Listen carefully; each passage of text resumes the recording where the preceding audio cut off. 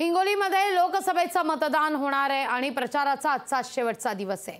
महायुतीचे उमेदवार बाबूराव कदम यांच्या प्रचारार्थ मुख्यमंत्री यांच्यासह उपमुख्यमंत्री अजित पवार हिंगोली जिल्हा दौऱ्यावर आहेत। या सगळ्याचा आढावा घेतलाय आमचे प्रतिनिधी गजानन वाणी यांनी। हिंगोली लोकसभेचे मतदान दुसऱ्या टप्प्यात आहे आणि दुसऱ्या टप्प्यातील मतदानाच्या प्रचाराचा आजचा शेवटचा दिवस आहे। हिंगोली लोकसभेचे महायुतीचे उमेदवार बाबूराव कदम यांच्या प्रचारार्थ आज मुख्यमंत्री एकनाथ शिंदे त्याचबरोबर उपमुख्यमंत्री अजितदादा पवार यांची हिंगोलीच्या वसमत शहरामध्ये सभा आहे। या ठिकाणी सभा होणाऱ्या ठिकाणी मी सध्या आहे। बघू शकता की या ठिकाणी सभेची जय्यत तयारी करण्यात आलेली आहे आणि बघू शकता की वसमत शहरामध्ये आता काही वेळात मुख्यमंत्री त्याचबरोबर उपमुख्यमंत्री अजितदादा पवार देखील या ठिकाणी उपस्थित आहेत आणि बघू शकता की या सभेची जी आहे ते जय्यत तयारी या ठिकाणी करण्यात येत आहे। दुसरीकडे बघू शकता की आज 5 वाजता जे प्रचारांच्या तोफा बंद होणार आहेत त्यामुळे हिंगोली जिल्ह्यात अगोदर मुख्यमंत्र्यांच्या मोठ्या सभा पार पडल्या होत्या आणि आज देखील मुख्यमंत्र्यांची सभा हिंगोली जिल्ह्यामध्ये असणार आहे, शेवटची सभा, कारण की 5 वाजता प्रचारांच्या तोफा या ठिकाणी बंद होणार आहेत। दुसरीकडे हिंगोलीच्या लोकसभा क्षेत्रामध्ये